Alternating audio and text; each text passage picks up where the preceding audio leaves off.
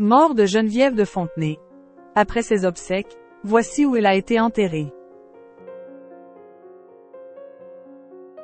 La patronne des Miss, Geneviève de Fontenay, a tiré sa révérence le 1er août dernier, à l'âge de 90 ans.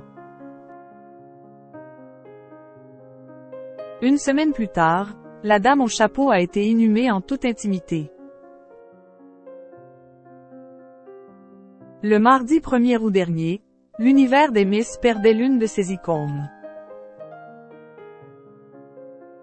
Geneviève de Fontenay est décédée à l'âge de 90 ans à la suite d'un arrêt cardiaque dans son sommeil, a indiqué son fils Xavier à TF1 LCI.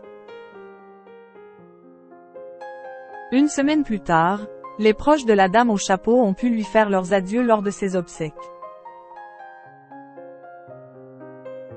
Comme l'a révélé Le Parisien, ce mardi 8 août, l'ancienne directrice du comité Miss France a en effet été inhumée dans la plus grande intimité, sans cérémonie religieuse, au cimetière des Ivry-sur-Seine, Val-de-Marne.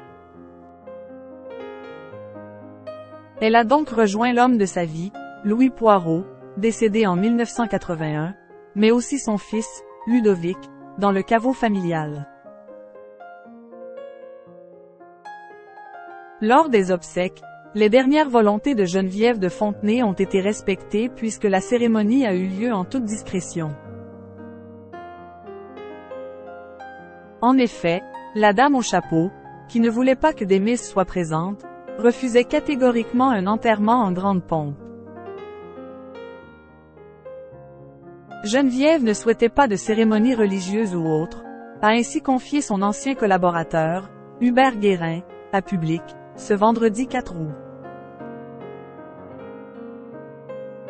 Et d'ajouter: elle sera transportée directement de la chambre funéraire au cimetière pour une inhumation dans la plus stricte intimité familiale, en présence de son fils, ses petites filles et ses frères et sœurs. Il n'y-aura personne d'autre. Geneviève de Fontenay cache sur son rapport à la mort. Je pense qu'il n'y a rien après. Au cours de sa vie, Geneviève de Fontenay s'est souvent confiée sur son rapport à la mort et à l'au-delà. Elle s'était d'ailleurs livrée lors d'une conversation avec Sylvie Tellier, qui a ensuite été relayée dans le livre Geneviève de Fontenay, Sans compromis, paru aux éditions Michel Lafon en 2005. Un extrait que celle qui lui a succédé à la tête de la société Miss France a souhaité partager sur Instagram quelques jours après la disparition de la nonagénaire.